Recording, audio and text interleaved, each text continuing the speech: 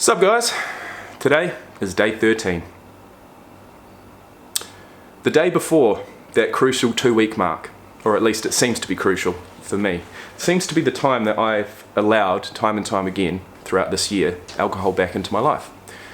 And I'd have to look back at previous videos to understand why. I remember the first time I did it is because I just wanted to. There was no real excuse. I drank a bottle of wine at home and it was an absolute waste. But it was because, I don't know, I just wasn't ready to give it up, right? Obviously. This time feels different, but I'm trying not to really think about it too much. I mean, every single day that goes by that I don't drink is a positive day, and I've got to see it as that. You know what I mean? This street has been conducive to not drinking for sure, although you go into 7-Eleven, which is every 500 metres around Thailand, and they've got alcohol behind the counter, and it's always a temptation. But the way that I look at it today, compared to the way that I looked at it, 14 days ago when I just arrived here, it's different. I'm actually noticing more things. I'm noticing prices. I'm noticing, colours, and this is the alcohol selection I'm talking about. I'm not looking for the cheapest or the, what's going to get me through the next couple of days or the next night or even through the next couple of hours. I'm not looking at it like that. I'm not looking at them like how many standard drinks are in there, or, doing those calculations that I was doing every single time I went into a bottle store, which was, how am I going to get the most amount of standard drinks for the least amount of money? It's just fucked up. So I go into the store now and I look for non-alcoholic beverages, but also non-sugary processed foods. So, for me it's been coffee and water, and coconut water. That's all I've been drinking. And I feel good for it. Although last night, throughout the night, I started coming down with some sort of cold. I don't know exactly what it is. I woke up this morning, I knew I had a training session at 10 o'clock, and I initially thought, I don't know how I'm going to do this because I had a massive headache, but I knew that I probably hadn't drunk enough water, to be honest, and so sculled back about 2.5 litres over the course of about an hour and a half. And then the headache started to go away, but I can feel this, I can feel the stuffiness coming on, and it's not good. It's not good. I don't have long left here in Thailand, so, honestly, I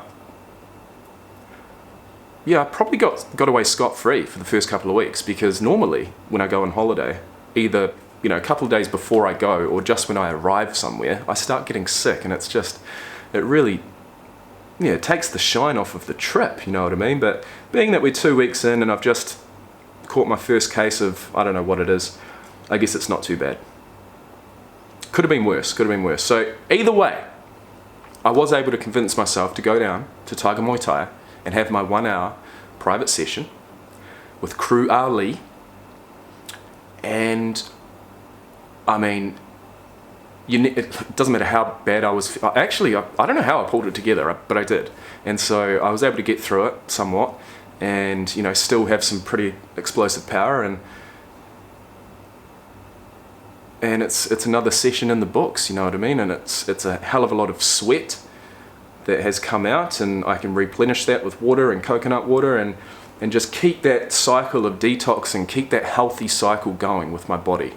Training, sweating, replenishing, refueling.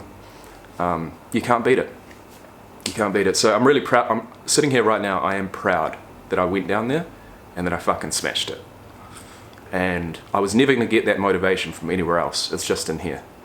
And I can tell you that the confidence that I'm building through taking out alcohol initially, through taking out social media, not looking at anyone else, through taking out, look, because all that could have thrown me is for me to see one of Tiger Muay Thai's Instagram stories this morning and see some professional athlete just fucking smashing it, and here I am laying in bed looking like a fucking feeling like a fetus, and that would have thrown me. I would have been like, oh nah, fuck it, I can't go. But no social media, No comparing myself to unrealistic things, you know, because that could have been a professional fighter, not a fucking amateur like me who's in there.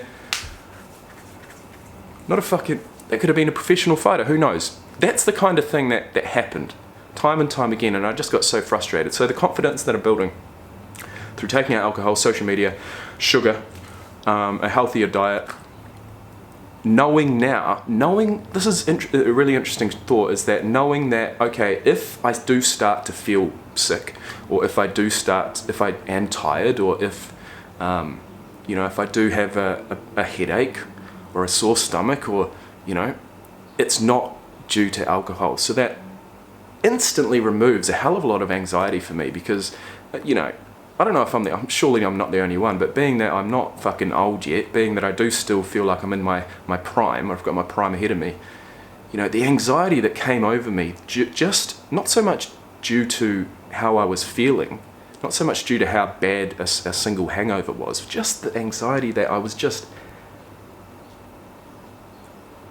poisoning my body. Day after day, I had no respect for myself. And that just produced just the most amazing level of anxiety, and it was just terrible. I mean, the peak of those ends up in panic attacks, and those are physical symptoms, or at least they feel like it.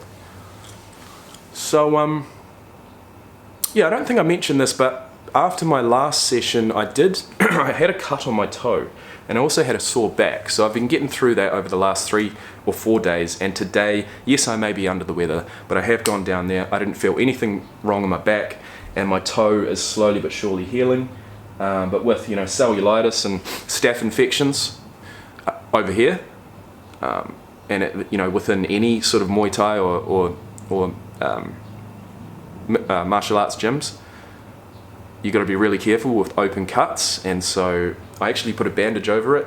First couple of kicks I did fucking came off, started bleeding, so I just got to monitor that, and I've just got to continue doing what I just said, which is refueling, rehydrating, relaxing my mind, letting go of anxiety, letting go of regrets in the past, letting go of them. I don't want them anymore. It's just baggage. It just holds you down. And it makes you continually look into the past, which is depression, and continually look into the future, into the unknown, which is anxiety. I want to be here in the now, and I've been reminding myself of that, actually, at times throughout the day, and that's something I never did when I was drinking every day, because I didn't have the self-respect to do that. But because my self-respect is growing, if I do find myself in a negative thought pattern, I tell myself, stop it. Don't do that. You don't need to. You're making good decisions. Be proud of that. That's enough for today, guys. I'll see you tomorrow, day 14. It's going to be a good one. How can it not be good? It's rainy season on Phuket. I'm living on Soi Taid, 500 meters down from the world-renowned Tiger Muay Thai and MMA. Second time I've been here. First time was about 4 years ago, 3.5 years ago, prior to COVID. The vibe's the same. The weather's the same. I mean, I say rainy season because I actually love rain, but it doesn't last for long. So it's, it's fucking good, man. It's fucking good. And if you need a jump start in your life, if you can spare 2, 3, 4 weeks, $2,000, $3,000, $4,000, no more than that, you can have a really good time out here. But you got to commit. You got to commit. And it's taken me a good, it took me probably 10 days of being here for me to commit to my first fucking training session. But that's because I was detoxing. I've got a whole lot of other shit going on. I wish I had have gone down earlier, but I just wasn't capable. I wasn't in the right mind frame. I'm walking down the street now, and I'm actually considering sparking up a conversation with someone. So I'll let you know how that goes.